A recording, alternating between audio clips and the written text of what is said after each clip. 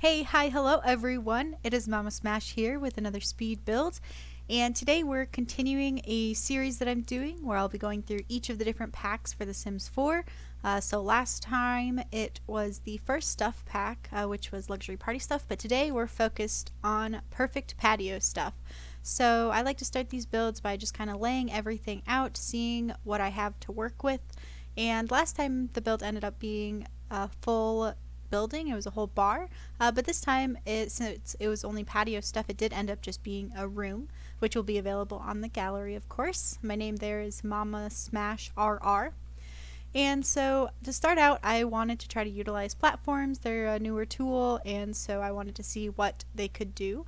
And so I kind of liked this idea of this like sunken hot tub area of the patio, this kind of like secrety area where you could kind of be in the hot tub and it was kind of cut off from the rest of the patio.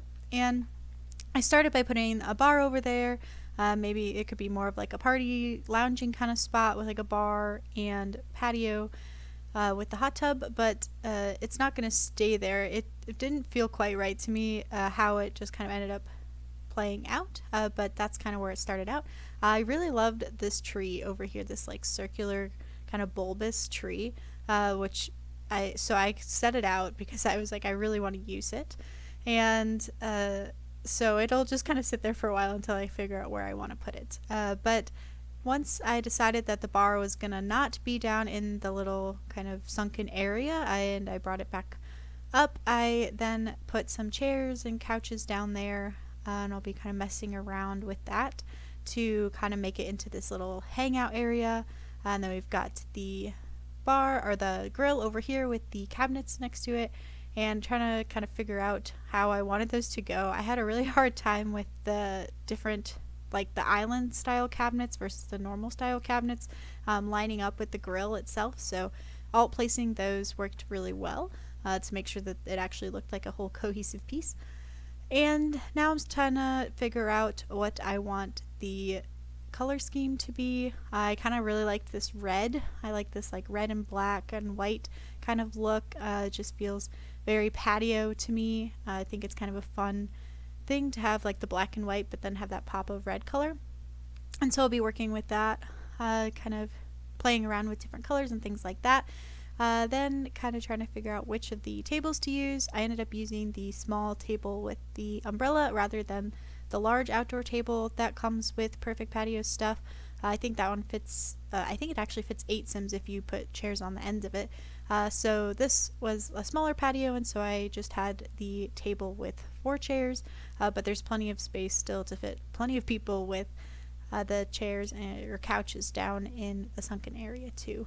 And so then I was playing around trying to make it a little bit bigger, and that didn't feel quite right. I didn't think that actual patios would necessarily be this big depending on your house, and so that actually won't stay. This kind of bump out over here is gonna be brought back, and now I'm trying to make that privacy space for the kind of sunken area down there.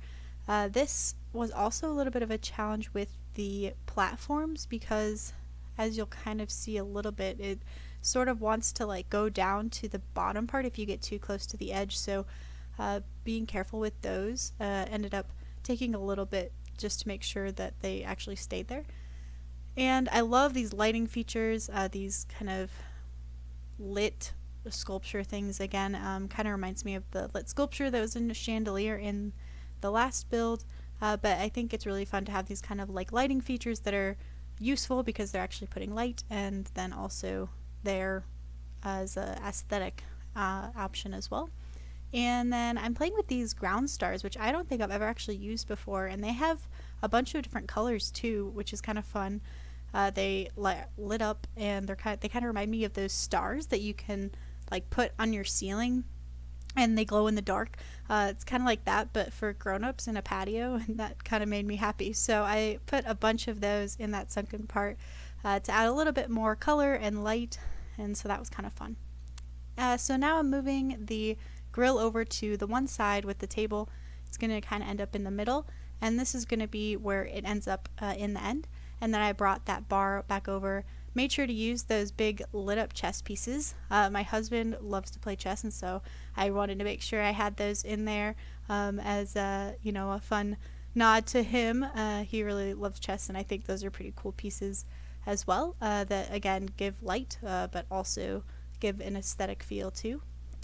And then adding a few more of those shrubs, just really trying to get them lined up so that there wasn't a weird overhang on the edge, and that they went all the way around.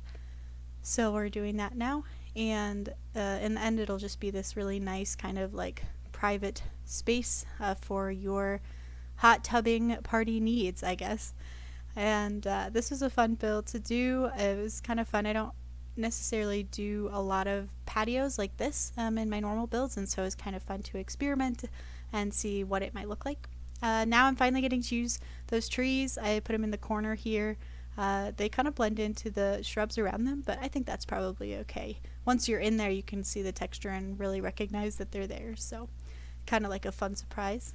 I sized down this plant that comes with the pack, put it as a little centerpiece for the table down in that bottom part. And then I also made sure to check the lighting when it's dark out. I figure especially with a patio build, you're going to want to make sure that there's enough lighting so you can see if you're playing at night and you have your Sims out, whether it's on a Saturday night for a party or even if it's grilling just during the week, making sure that there's that light. So I was checking the light and decided I wanted more of the lamps like I'm putting around right now, and more of those little star dots over in the lower part. And I want to make sure these are on the very edges of the bar so that your Sims can actually sit at the bar. Otherwise they get kind of cranky sometimes and don't always sit at the bar. So the bar should work just fine as it is. And so once I finally got those kind of situated on the edges and they looked pretty even, then I'm going to move on and make sure that everything is colored the way that I like it, with the red and black and white, and then check it, like I said, at night.